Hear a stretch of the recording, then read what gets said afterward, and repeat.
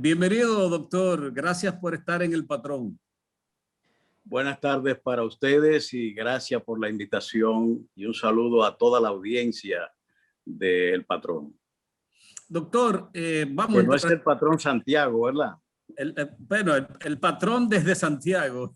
Desde Santiago. Todo pronto. Doctor, usted manejó el Ministerio de Salud en los últimos meses del gobierno pasado. Es decir, a usted le tocó la pandemia en las manos, le explotó la situación en las manos. ¿Cuál es su evaluación de cómo se maneja actualmente la situación de la pandemia de COVID-19 por parte de las nuevas autoridades? Bueno, lo primero que debo decir es que efectivamente la pandemia llega al país con su primer caso en marzo del año pasado. Y había iniciado en diciembre, finales de noviembre, principios de diciembre, en China. De manera que en ese tiempo, de diciembre, enero, febrero, hasta el primer caso que tuvimos en el país, podemos medir la movilidad que tuvo el virus internacionalmente hasta la declaración del día 30 de enero, en que la OMS declara la alerta, la emergencia sanitaria internacional, y el 11 de marzo declara pandemia el COVID-19. Esa movilidad que vimos, pues lógicamente habla de un tiempo breve para que de Asia se trasladara a Europa, a América, África, y prácticamente se hiciera pandemia ya el 11 de marzo. Desde el inicio, nosotros ya para febrero teníamos el plan estratégico de contención que se diseñó junto a la Organización Panamericana de la Salud para enfrentar la contingencia de la llegada de la pandemia. Y así pasó. Ese proceso concluyó el 16 de agosto, la parte que manejamos, pero esa planificación en lo fundamental es lo que el país ha seguido junto a la OPS en todo el trayecto hasta el día de hoy, con algunos ajustes, sobre todo después del cambio de gobierno, en el cual buena parte, por ejemplo, del personal de salud fue sustituido por mucha gente que no tenía el entrenamiento en este sentido, que los técnicos en todo el país del ministerio pues sí tenían desde el inicio de la pandemia y participaron en todo el proceso de vigilancia, contención, rastreo, etcétera, de la pandemia. Pero en sentido general, yo creo que el país ha hecho el trabajo de contención hasta donde le ha sido posible con los recursos disponibles, y podemos decir que en las estadísticas internacionales la República Dominicana sale en un término más o menos aceptable para el manejo de la epidemia. Doctor, en lo que tiene que ver con la reactivación de diversos sectores de la sociedad, han regresado casi a la normalidad todos los sectores. Esto coincide con la evolución del virus, es decir, reactivar la economía está en coincidencia con el control que existe del virus. Bueno, ese es uno de los grandes problemas que hay, cómo coordinar el tema sanitario con el tema economía. Si nos encerramos por razones sanitarias, pues lógicamente que va a sucumbir la economía, va a sucumbir las empresas, va a sucumbir el empleo. Por tanto, en este proceso tenemos que ver, y todos los países lo han estado haciendo, ustedes pueden ver cómo Europa cierra, vuelve y abre porque tiene que dar un respiro, vamos a decir, es como usted se zambulle en el agua, pero tiene que volver a salir. Pues exactamente igual es ese ciclo que los gobiernos y los sistemas sanitarios han tenido que conducir los procesos. En este momento ciertamente hay una apertura, hay, yo diría, un relajamiento por parte de amplios sectores junto a una apertura casi total de la economía. Y esto tenemos que tener pues el suficiente cuidado, yo diría, a la población, mantener las medidas sanitarias fundamentales conservándola y evitando los contactos. Hemos visto cómo la fluctuación de los casos se van produciendo, de modo pues que la emergencia no ha concluido. La buena noticia es que tenemos que acelerar el proceso de vacunación, tal y como se está haciendo en Estados Unidos, en el cual es la garantía estratégica de contención de la positividad, que es el elemento a vigilar en estos momentos. Me preocupa la baja cantidad de pruebas que se están haciendo últimamente, y eso debilita la vigilancia y puede relajar incluso la gente, entender de que hay pocos casos, pero realmente se está haciendo pocas pruebas y por tanto no vamos a tener una medida, vamos a decir, aproximada a la realidad del comportamiento del virus. Nelson. Muchas gracias, doctor. Buenas tardes. Nelson Peralta, un placer tenerle en el programa esta tarde. Muchas doctor, gracias. A usted le correspondió establecer y diseñar la plataforma sobre la cual iba a funcionar el protocolo internacional, que es el mismo, para combatir el COVID, la primera parte que fue la más difícil y donde se sentaron las bases. ¿Qué significó eso en términos de inversión, de lo que invertía salud pública y lo que tenía que invertir el gobierno a partir de ahí? ¿Y cómo evalúa usted las críticas que se hacen a préstamos que se tomaron en esa primera parte que implementaron ustedes hasta agosto y los préstamos que se han tomado para continuar el trabajo y el protocolo enfrentando el virus? Bueno, recordemos que las medidas que se tomaron en la planificación durante el gobierno del presidente Medina incluían las medidas, el plan que se hizo con la OPS, que lo tengo justamente acá, que fue impreso y distribuido en todos los sectores. Por aquí lo tengo, que lo pueden ver. Ese plan contemplaba todas las medidas y protocolos que se implementaron y es lo que se ha seguido con ligeros ajustes posteriormente. Pero eso estaba acompañado por una serie de medidas sociales y económicas para proteger a las familias que estaban perdiendo empleo, que estaban recesando sus trabajos y que trabajaban a media, como es fase 1, fase 2, PATI y una serie de apoyos sociales redoblados que el gobierno pudo hacer, incluso asumiendo mediante los fondos del IDOPRIL el financiamiento de todos los PCR que se estaban haciendo y que recientemente se agotaron los fondos de estos establecidos para las pruebas de la PCR. Todo ese conjunto de medidas fueron fundamentales para contener, y lo acaba de decir Prosoli, que incidió en más de un 8% en la contención de la pobreza, que había sido uno de los grandes logros ha sido del país, de reducir de 43% la pobreza en el año 2012 a un 22% en el año 2020 hasta agosto. Esas medidas proveían alimentos, medidas diagnósticas y protección al empleo con apoyo a las empresas. De modo pues que esa combinación de factores sanitarios, factores económicos combinados, dieron esa sensación de estabilidad, de tranquilidad a amplios sectores que se vieron afectados por la pandemia, pero que al prolongarse, lógicamente, y agotarse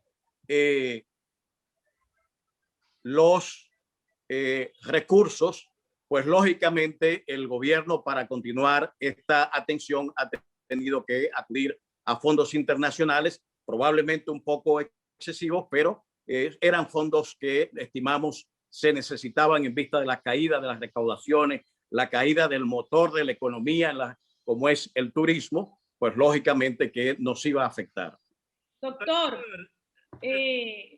la incidencia que tiene la Organización Mundial de la Salud y la Organización Panamericana de la Salud en la toma de decisiones, porque a veces creemos que las decisiones la tomó usted o las tomó el gobierno de Danilo Medina. Ahora todo se lo echamos al actual ministro y al gobierno de Luis Abinader. ¿Cuál es la incidencia de ambas instituciones con relación a la pandemia? No, es que la OPS no impone ni determina eso. Yo como ministro tomaba las decisiones sanitarias que tenía que tomar, la consultaba en la Comisión Nacional, pero lógicamente las funciones establecidas por ley corresponden al ministro. y eso no es algo, quizás es una de las discusiones en esta reforma que se ha planteado del sistema de salud, de cómo reforzar la rectoría del Sistema Nacional de Salud, que tiene como una de sus características la dispersión. Y eso es un factor, desde mi punto de vista, que si bien la desconcentración es buena, no puede perder el hilo conductor estratégico del liderazgo del ministerio y el ministro de Salud de la República Dominicana, como no la puede perder en ningún país. Pero la incidencia, de todas maneras, en lo que usted pregunta simplemente es una organización de apoyo, sostenimiento, asistencia técnica, pero los gobiernos son los que toman las decisiones, son los ministerios los que llevan la voz cantante con el acompañamiento de la Organización Panamericana de la Salud. Doctor, usted fue un muy activo comentarista de televisión. Usted es santiaguero de la línea noroeste, ¿verdad que sí? Del sector de las colinas, aquí en la zona norte de Santiago. Del INVI. Pero usted hizo un desempeño de la pandemia que todos nos sentíamos satisfechos, sobre todo por la forma que usted presentaba todos los días la evolución del virus. Pero ocurrió la dificultad, que era en medio de una campaña electoral.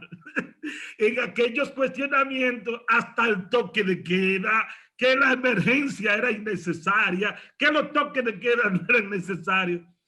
Esa experiencia que usted vivió en medio de esa campaña electoral y esa presión que no existe en este momento, ¿eso en algún momento afectó su desempeño? Bueno, no, o sea... La irracionalidad de la campaña electoral. Me mortificaba la irracionalidad de la actitud política electoral que se llevaba en ese momento ante un fenómeno que en 100 años, recordemos que la pandemia de 1918, la española, es la otra gran pandemia que tuvimos, y esto cada un tiempo, digamos, un siglo, etcétera, se está presentando fenómenos de esta magnitud, y que no se entendiera por razones políticas esto, pues lógicamente a mí me daba mucha pena que se tomara politiqueramente y se respondiera a la orientación técnica que se estaba dando, como se hace en todas partes del mundo y se ha hecho durante ese periodo.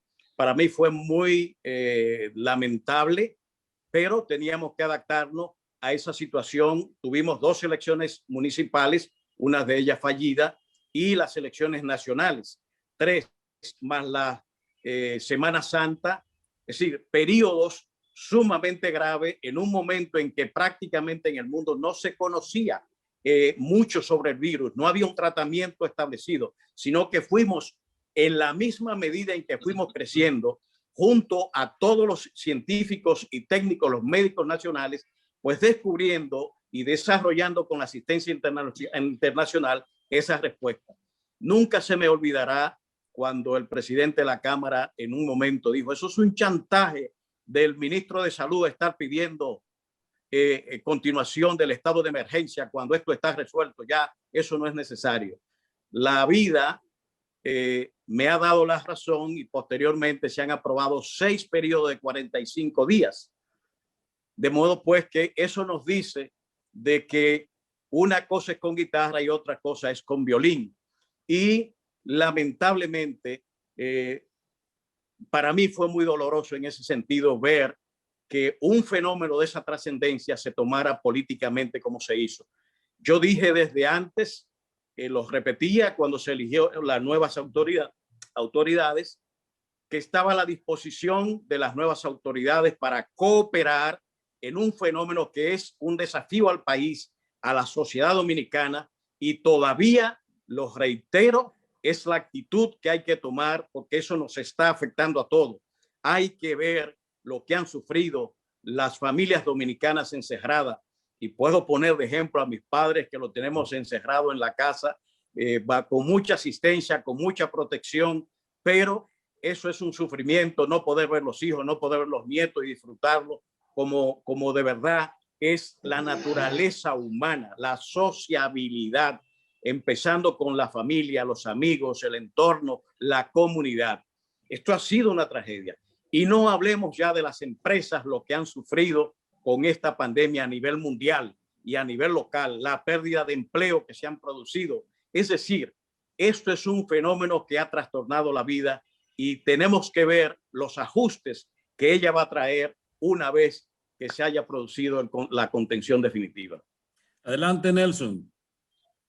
Muchas gracias. Doctor, ¿son kamikazes o cómo podría llamársele a aquellos que se niegan a vacunarse y que promueven que la gente no se vacune y se inventan cosas de las diferentes farmacéuticas que han presentado vacunas en el mundo? Y esto ha puesto a dudar a algunas personas y a alguna gente que dice que no se vacunan. ¿Usted cree en la posibilidad de que sea obligatoria la vacuna para el coronavirus?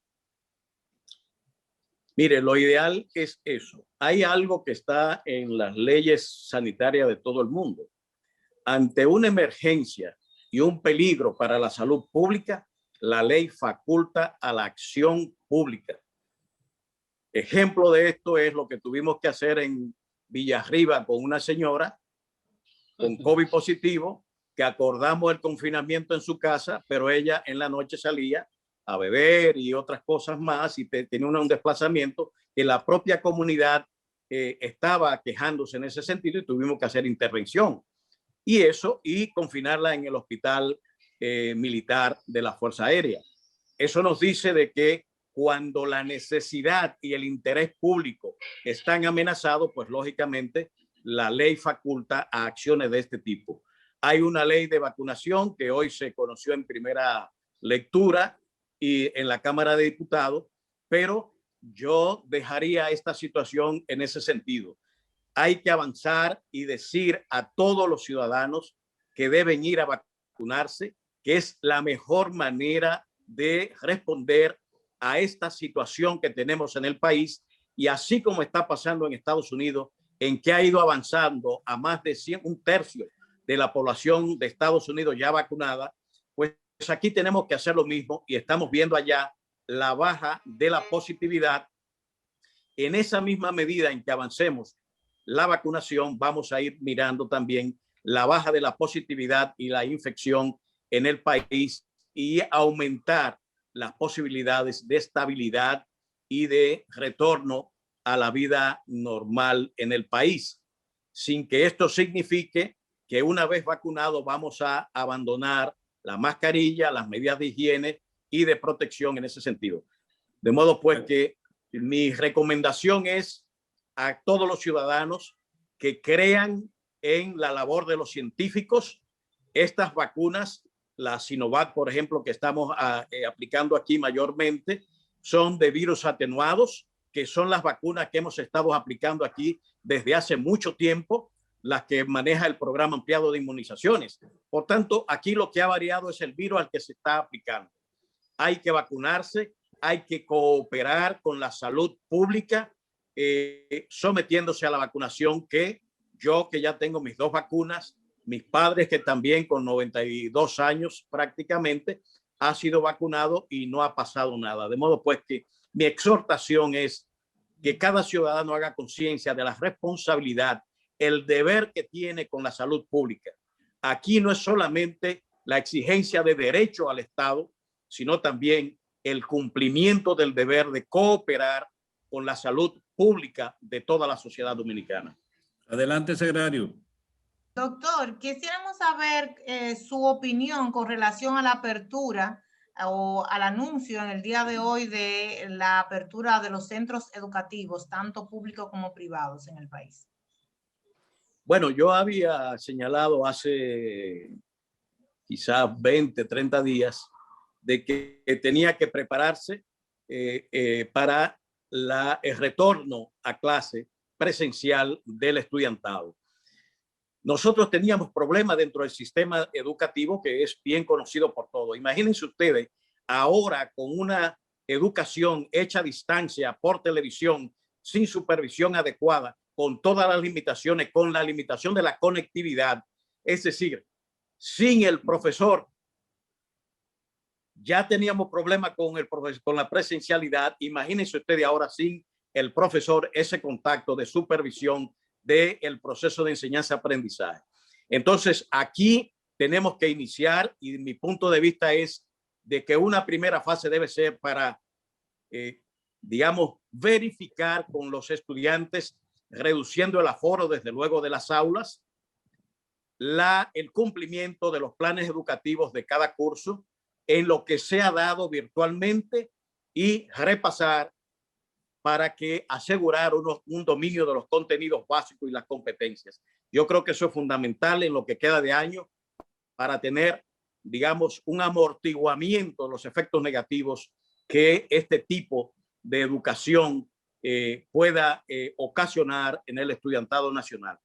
El protocolo de esto pues debe incluir reducción del aforo. Si un aula de 30 alumnos, pues lógicamente hay que reducirla por lo menos a la mitad, con distanciamiento, presencialidad, uso de las mascarillas y las medidas de higiene del lugar, suspender los recreos según el sistema tradicional y dividir entonces, sea un grupo en la mañana o un grupo en la tarde, pero donde se pueda realizar estos cometidos educativos fundamentales para garantizar el proceso de enseñanza-aprendizaje.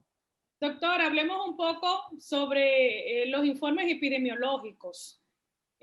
Cuando usted fue ministro, hubo una merma en la cantidad de personas fallecidas, un manejo, una distracción. Ahora nosotros pues a veces dudamos de que estemos sobre las riendas en la cantidad de fallecidos por la COVID. ¿Qué pasa? ¿Hay algún error? ¿Hay algún mal manejo? ¿Falta algo específico para que esto se sincerice cada día? Mire, el Sistema Nacional de Vigilancia que tiene ¿me escuchan, verdad? Sí, sí. Sí, el Sistema Nacional el SINAVE, Sistema Nacional de Vigilancia Epidemiológica, es un sistema que se instaló junto al CDC de Atlanta y que se trabaja conjuntamente con ellos. Y la Dirección de Epidemiología es el Centro Nacional de Enlace con la Organización Mundial de la Salud. De manera que tenemos un sistema que ha sido reconocido internacionalmente. Allí llega la notificación obligatoria de todas las enfermedades de notificación obligatoria, y el COVID es uno de ellos.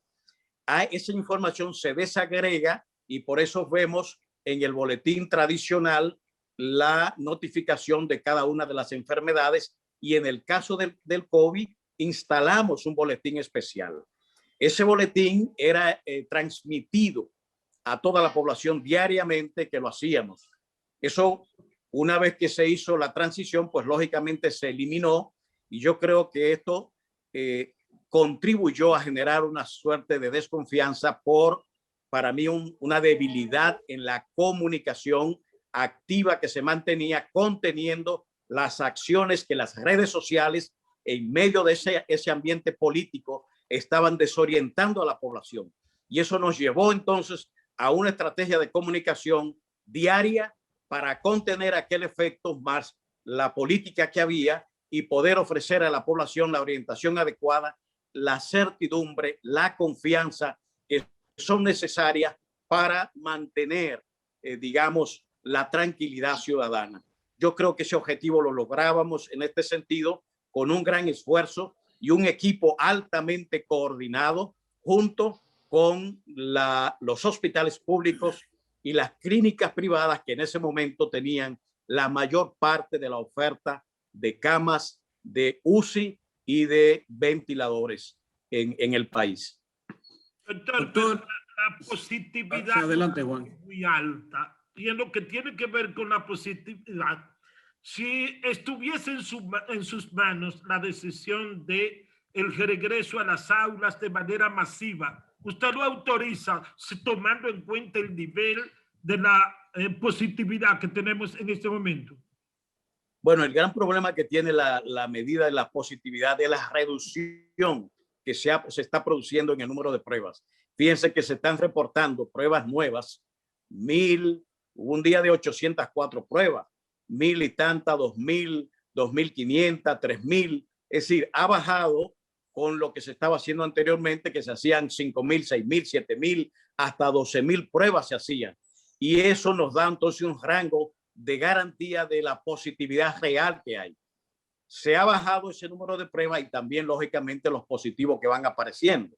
Y eso no es un buen mensaje, además de que al sacar de la financiamiento público las PCR, pues lógicamente esto crea otro problema adicional de que la gente va a tener que sacar de su bolsillo el dinero para pagar la PCR, y eso lo estamos viendo.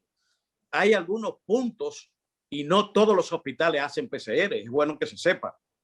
Por tanto, ahí tenemos un problema que hay que ponerle atención con fines de aumentar y tener un número, digamos, que no sea inferior a las 4 o 5 mil pruebas para tener una medida relativamente aproximada de la positividad circulante y que se haga bien distribuido en todo el país.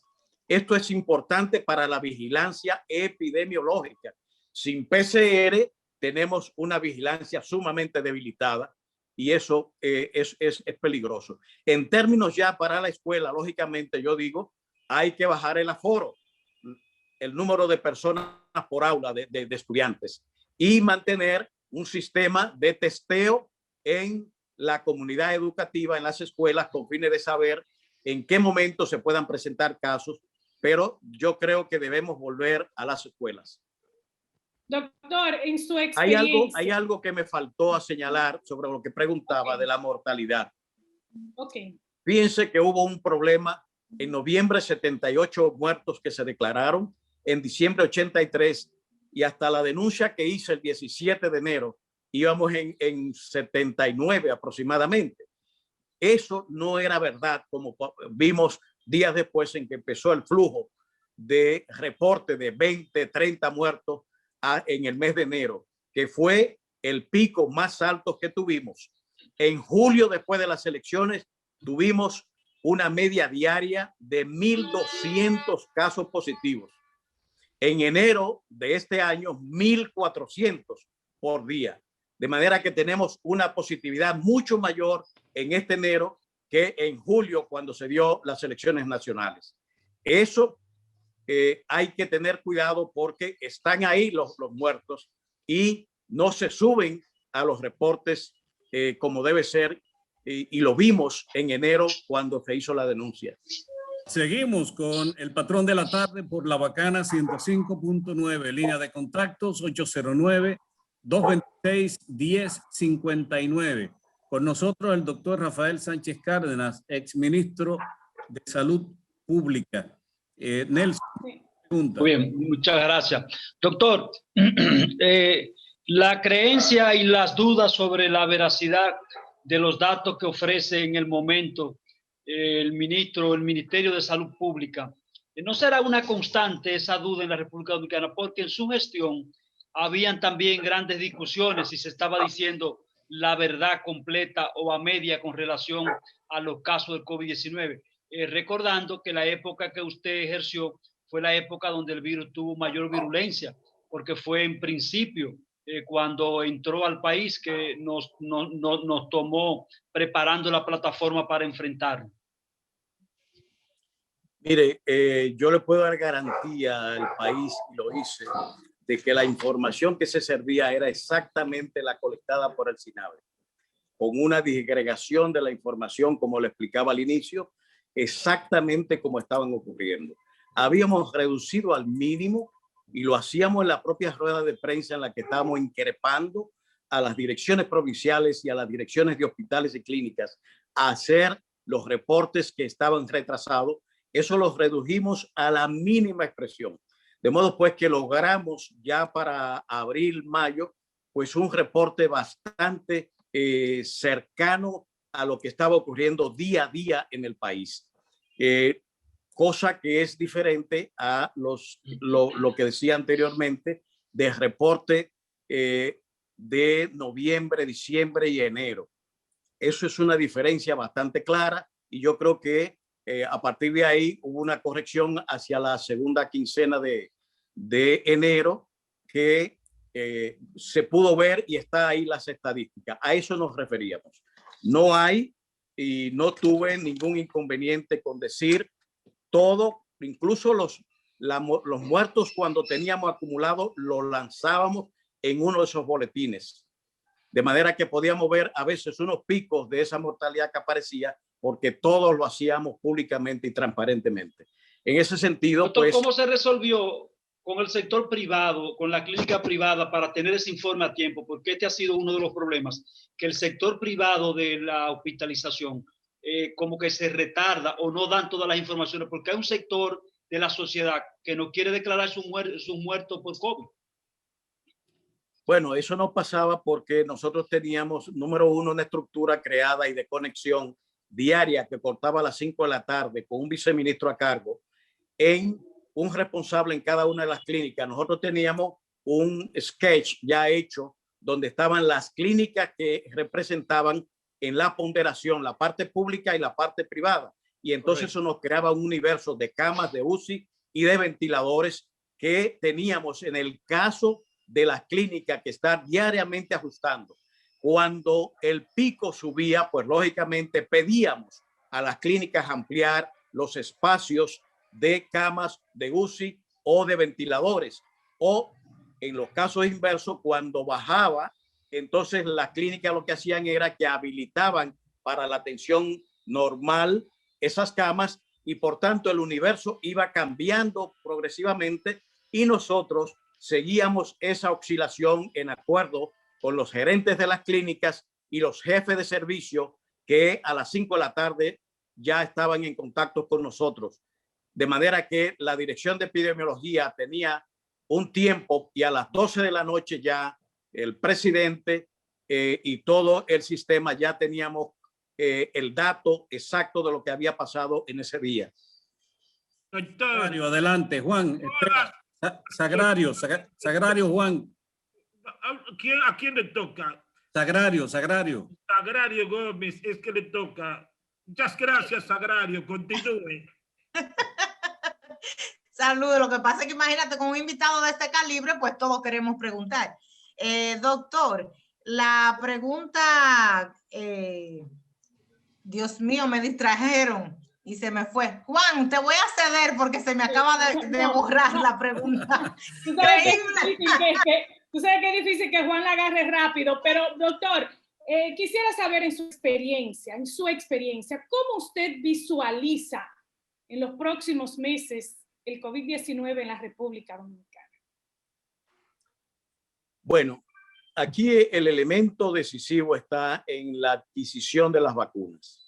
Para mí es una buena noticia que 2 millones de dosis hayan llegado hoy y por tanto esto es una buena garantía para el país. El país tiene que hacer todos los esfuerzos, lo hizo desde el inicio, tanto en mi gestión, donde no había vacuna todavía en ese momento porque las vacunas estaban en fase 2, fase 3 y lo único que podíamos hacer, como hicimos, fue la firma del COVAX, que también por las discusiones, digamos, con las farmacéuticas, ya estamos viendo que Italia, la Unión Europea, entrando en conflictos legales con AstraZeneca y otras farmacéuticas porque no han entregado los compromisos que hicieron con esos países que son potencia. Imagínense con este país, pequeño país, que aunque dio dinero, esas farmacéuticas no entregaron ni siquiera una proporción mínima de los compromisos que tuvieron. Así es que el esfuerzo aquí está en ampliar esa franja de vacunación que tenemos con fines de llegar lo más rápido posible a la inmunidad de rebaño por vacunación.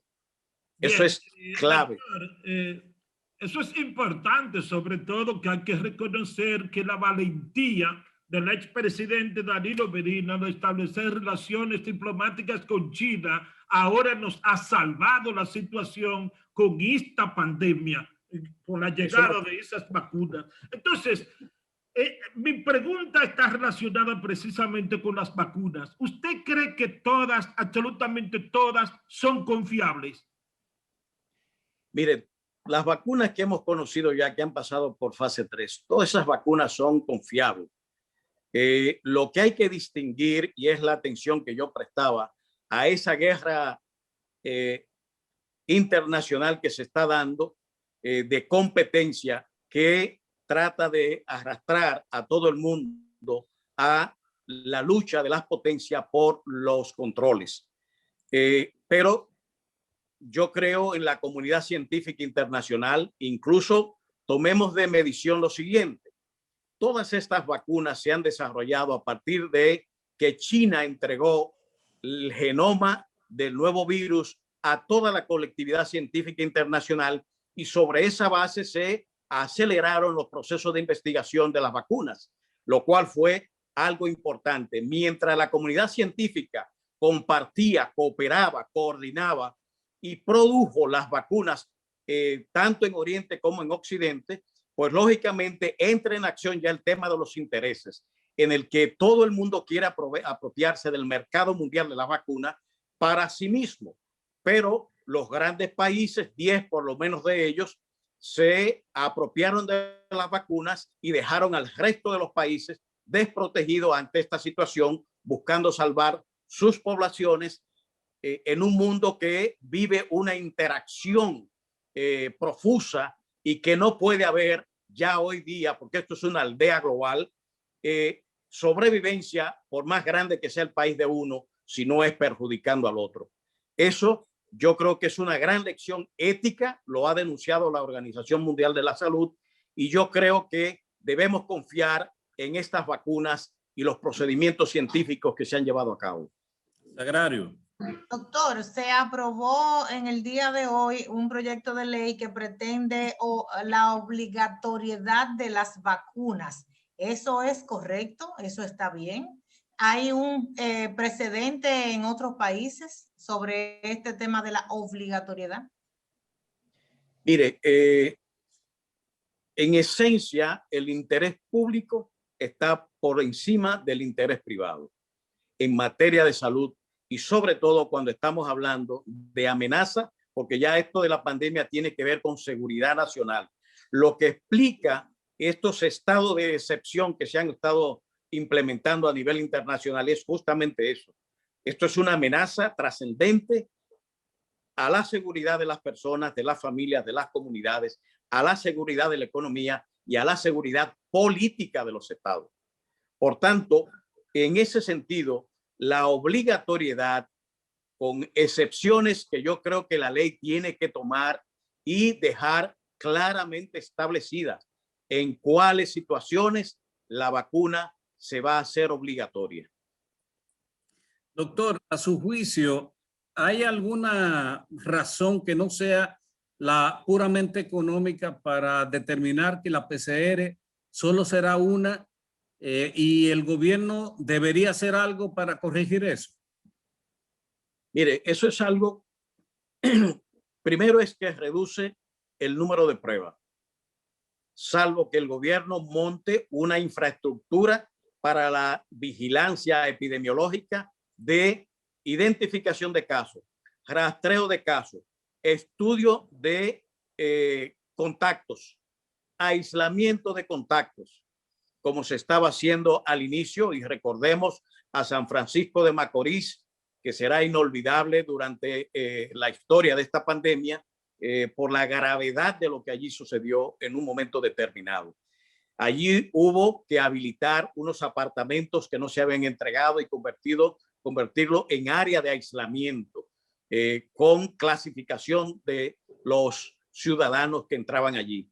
Todas estas medidas tienen que estar acompañadas con PCR, porque si no, ¿cómo vamos a hacer el seguimiento, rastreo, aislamiento, que son medidas epidemiológicas si no tenemos PCR? Entonces, tendría que tener las direcciones provinciales una disponibilidad para realizar estos procesos y controlar la epidemia allí en cada una de esas demarcaciones. De lo contrario, yo creo que cuando sea necesario, quizás lo que hay son los criterios que ya no pueden ser solamente la receta médica, sino saber si se ha hecho una PCR anteriormente, cuándo fue, y si tiene una positiva, que ha sido ya diagnosticada, pues se puede hacer el descargo siguiendo el protocolo de manejo epidemiológico que da cuando desaparecen los síntomas. Se deja, pasados los 14 días, pues se da por descartado ya la positividad del caso, con excepciones, lógicamente. Y pongo como ejemplo el caso Pascualini. Doctor, ¿cómo se siente usted después de qué usted está haciendo ahora? ¿Cómo se ha estado manejando en el sector médico? Cuéntenos un poquito de usted.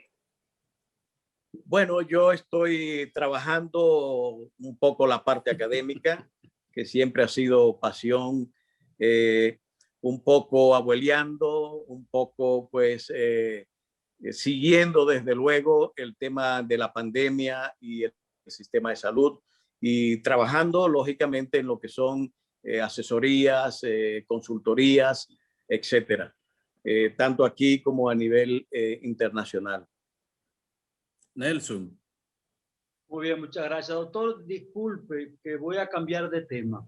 Me voy a ir a la política porque usted es un miembro del Comité Central del PLD y el PLD está en una etapa que están buscando caras nuevas. Caras nuevas en la política, porque usted tuvo un ejercicio ya como ministro de Salud Pública y no sé si tuvo otras funciones, no las recuerdo. El hecho es que quiero preguntarle si usted se va a involucrar en las luchas políticas por algún puesto, va a apoyar a alguno de los precandidatos a la presidencia de la República. ¿Cuál será su camino en la política, en su Partido de la Liberación Dominicana? A partir de ya, que la Secretaría General abrió el camino a las precandidaturas a la presidencia de la República en su partido. Bueno, yo entré a la política como estudiante universitario en el Partido de la Liberación Dominicana hace muchos años.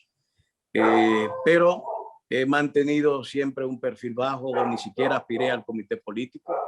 En un momento cumbre de mi carrera y ahora tampoco, pero he sido motivado y me han pedido muchos compañeros, tanto del comité político, comité central y amigos, que opte por la Secretaría de Salud del partido y ahí estamos compitiendo por ella. Y espero, pues, si el Comité Central estima que en algo puedo ayudar al partido, pues simplemente prestar mi servicio, como siempre lo he hecho. Es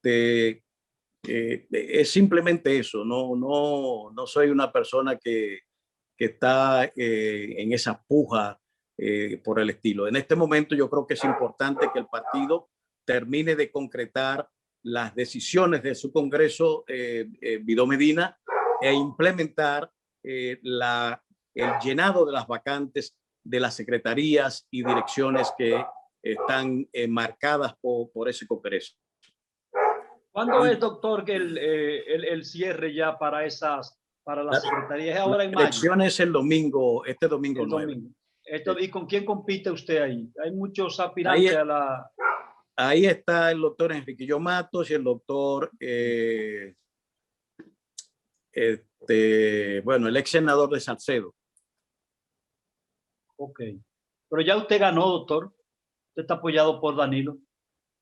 Bueno, o sea, Danilo es un voto. Un voto, doctor. Ese voto es reproductivo, es el presidente del partido y el líder de la organización.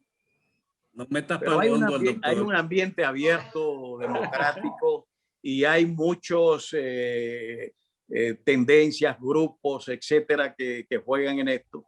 Yo me someto simplemente que si ellos entienden que soy la persona adecuada para esta coyuntura, pues estamos en la disposición de cumplirla. Si entienden que no es así, pues también me da igual en ese sentido. Doctor, muchas gracias por su participación, gracias por acceder a nuestra petición de estar con nosotros. Pónganle una nueva fecha porque con el doctor hemos hecho un programa extraordinario.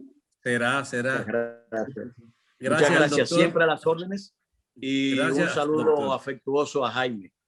Correcto. Así será entregado su saludo.